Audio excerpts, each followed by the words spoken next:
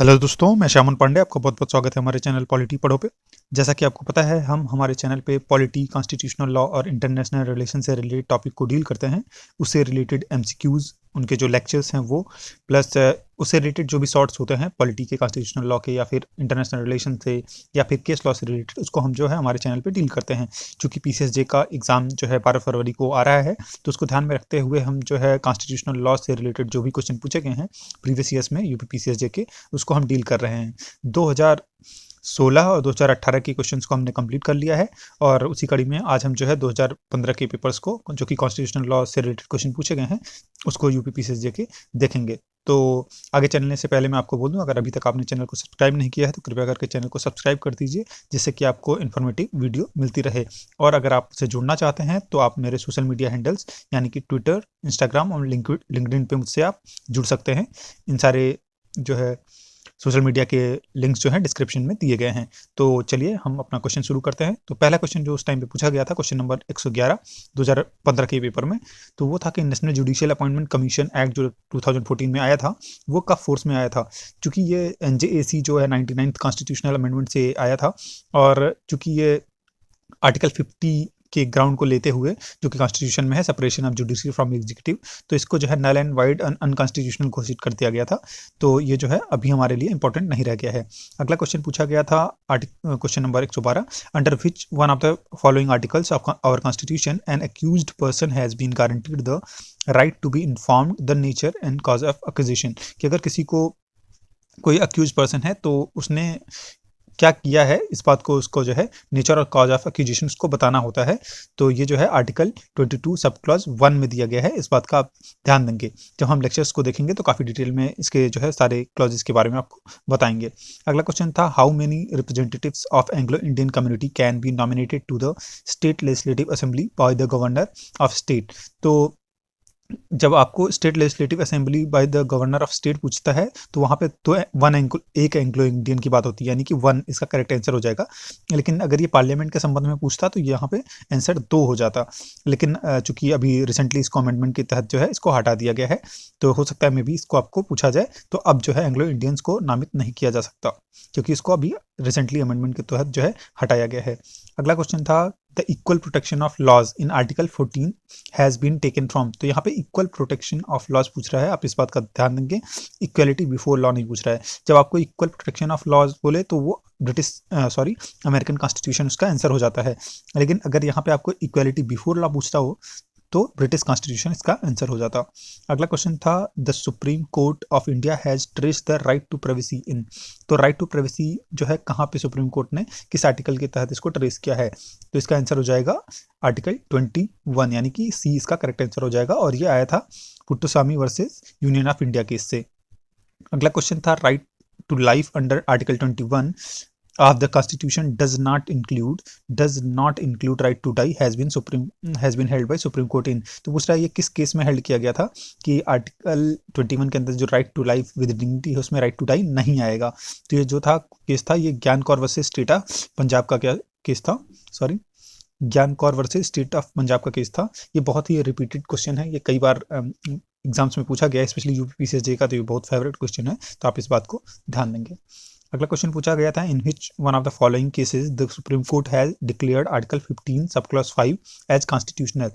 तो जो article 15 sub clause 5 है उसको कॉन्स्टिट्यूशनल किस केस में घोषित किया गया था, तो इसका जो आंसर हो जाएगा वो आपका हो जाएगा Ashok Kumar Thakur versus union of India. Case laws आप बहुत ज़्यादा जो है देख करके जाइएगा, स्पेशली कॉन्स्टिट्यूशन से तो बहुत ज़्यादा केसेस पूछे जाते हैं। तो कॉन्स्टिट्यूशनल लॉ के केस लॉज आप जरूर एक लिस्ट बनाइए, उसको जरूर पढ़ के जाइएगा। इवन काफ़ी क्वेश्चन रिपीट भी होते हैं केस लॉज के। अगला क्वेश्चन पूछा था, article 15 of the constitution prohibits discrimination between citizens on the basis of. तो पूछ रहा है आर्टिकल जो 15 है कॉन्स्टिट्यूशन का, वो डिस्क्रिमिनेशन को प्रोहिबिट करता है किस ग्राउंड पे, तो इसका डी आंसर हो जाएगा कि religion, race, caste, sex, place of birth और एनी ऑफ देम, ये इसका करेक्ट आंसर हो जाएगा। अगला क्वेश्चन पूछा था, द प्रेसिडेंट में under article 56(1) sub clause B removed from his office by a process of impeachment on ground of. तो पूछ रहा है जो प्रेसिडेंट का इम्पीचमेंट का ग्राउंड होता है वो कौन सा होता है, बहुत जल्दी अगर हम करके आते हैं इस क्वेश्चन को तो हो सकता है हम गलत लगा दें और ऑल ऑफ द अबव लगा के आ जाएं। लेकिन जब प्रेसिडेंट की बात होती है तो वो केवल वायलेशन ऑफ कॉन्स्टिट्यूशन पे उसका इम्पीचमेंट होता है। बाकी ये जो सारे ग्राउंड दिए हैं ऑल ऑफ द अबव तब होता है जब ये सुप्रीम कोर्ट के जजेस के बारे में आपको पूछ रहा होता। लेकिन चूंकि प्रेसिडेंट यहाँ पे पूछा गया है तो और आर्टिकल 56 को ध्यान में रखते हुए पूछ रहा है ये 56(1) का सब क्लॉज बी के अंतर्गत, तो वायलेशन ऑफ कॉन्स्टिट्यूशन का आंसर हो जाएगा। अगला क्वेश्चन पूछा था पार्ट 4A यानी कि जो फंडामेंटल ड्यूटीज है of Indian constitution, fundamental duties was added in the constitution by, तो फंडामेंटल ड्यूटीज को कब ऐड किया गया था कॉन्स्टिट्यूशन में, किस अमेंडमेंट के थ्रू, ये पूछना चाह रहा है। इसका आंसर हो जाएगा 42nd कॉन्स्टिट्यूशनल अमेंडमेंट एक्ट 1976। आप देखेंगे बहुत ज़्यादा टफ क्वेश्चन वो नहीं पूछे जाते हैं कॉन्स्टिट्यूशनल लॉ से रिलेटेड, डिसेंट टाइप के क्वेश्चन पूछे जाते हैं अगर आपने एक डिसेंट अंडरस्टैंडिंग है चीज़ों की, स्पेशली अमेंडमेंट्स अच्छे से आपको याद हैं और आर्टिकल्स जो इंपॉर्टेंट आर्टिकल्स है वो आपको याद है, तो आप इन सारे क्वेश्चन को आराम से कर सकते हैं। फिलहाल अमेंडमेंट से रिलेटेड जितने भी क्वेश्चन पूछे गए हैं उसके लिए हमने एमसीक्यू लेक्चर अलग से ले रखा है, अगर आप चाहें तो वहाँ पे जाकर के देख सकते हैं कि कौन जो अमेंडमेंट से रिलेटेड क्वेश्चन हैं किस तरीके के क्वेश्चन अमेंडमेंट से पूछे जाते हैं। अगला क्वेश्चन था question number 121, which one of the following is considered as a supreme source of power, तो सुप्रीम सोर्स ऑफ पावर जो है कौन है। इंडिया की बात करी जाए तो सुप्रीम सोर्स ऑफ पावर हमारे यहाँ पे कॉन्स्टिट्यूशन ऑफ इंडिया है और हमारे प्रियम्बल में ही लिखा है with the people of India, क्योंकि हम ही इस कॉन्स्टिट्यूशन को देते हैं तो कॉन्स्टिट्यूशन हमारे यहाँ पे सुप्रीम है। सुप्रीम कोर्ट सुप्रीम नहीं है, पार्लियामेंट भी हमारे यहाँ सुप्रीम नहीं है, प्रेसिडेंट भी हमारे यहाँ सुप्रीम नहीं है। पार्लियामेंट्री सुपरमेसी की बात करी जाए तो ये यूके में है, आप इस बात का ध्यान देंगे जब इस तरीके से पूछी जाए, लेकिन हमारे यहाँ पे जो सुप्रीम पावर है कॉन्स्टिट्यूशन ऑफ इंडिया में निहित है। अगला क्वेश्चन पूछा था आर्टिकल 142 ऑफ इंडियन कॉन्स्टिट्यूशन जो है वो काहे की किस चीज़ की बात करता है, तो आर्टिकल जो 142 है वो प्रेफरेंस देता है इक्विटी ओवर लॉ को। ये बहुत ही इंपॉर्टेंट क्वेश्चन है और इवन ये फिलोसफिकल नेचर का क्वेश्चन है, अगर आपको बहुत सही सी चीज़ें नहीं पता है तो आप इस क्वेश्चन को नहीं कर पाएंगे। फिलहाल इसका आंसर बी हो जाएगा। अगला क्वेश्चन पूछा था for how much period the president can appoint additional and acting जजेस इन हाई कोर्ट, तो पूछ रहा है कि प्रेसिडेंट कितने टाइम के लिए एडिशनल और एक्टिंग जजेस को अपॉइंट कर सकता है, तो ये हो जाएगा नॉट एक्सीडिंग 2 ईयर्स, 2 साल से ज़्यादा जो है नहीं कर सकता। और ये प्रोविजन कहाँ दिया गया है, ये प्रोविजन जो है आर्टिकल 224 में दिया गया है। अगला क्वेश्चन पूछा था who amongst the following has said that Indian constitution is a federation with strong centralising tendency, ये बहुत ही रिपीटेड क्वेश्चन है, इवन यूपीपीसीएस के एग्जाम्स जो एडमिनिस्ट्रेटिव वाले होते हैं वहाँ पे भी ये क्वेश्चन कई बार रिपीट करके पूछा जाता है और इसका आंसर सर आइवर जेनिंग्स हो जाएगा, आप इस बात को याद रखेंगे। इवन जितने भी इस तरीके के स्टेटमेंट बेस्ड चीज़ें होती हैं 5-6 स्टेटमेंट 7 लोगों के स्टेटमेंट्स हैं, जैसे केसी वेयर का है, एबी डाइसी का है, आइवर जेनिंग्स का है, तो आप इन सारी चीज़ों को एक जगह पर नोट कर लीजिए और इसको एग्जाम के पहले याद करके जाएँ तो अच्छा रहेगा।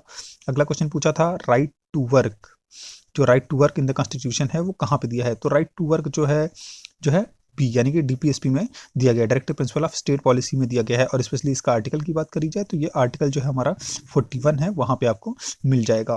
तो ये सारे इंपॉर्टेंट जो क्वेश्चंस रहे हैं कॉन्स्टिट्यूशनल लॉ के उससे रिलेटेड रहे हैं और आगे भी हम जो है जो पेपर्स हुआ था 2013 का उसको भी देखेंगे अभी, और टाइम मिलेगा तो उसके पहले के पेपर्स को भी जो भी कॉन्स्टिट्यूशनल लॉ से रिलेटेड पूछे गए हैं यूपीसीएसजे के पेपर्स को हम कंप्लीट करेंगे। तो अगर अभी तक आपने चैनल को सब्सक्राइब नहीं किया कृपया करके आपको चैनल को सब्सक्राइब कर दीजिए, जिससे कि आपको इन्फॉर्मेटिव वीडियोज़ मिलती रहे।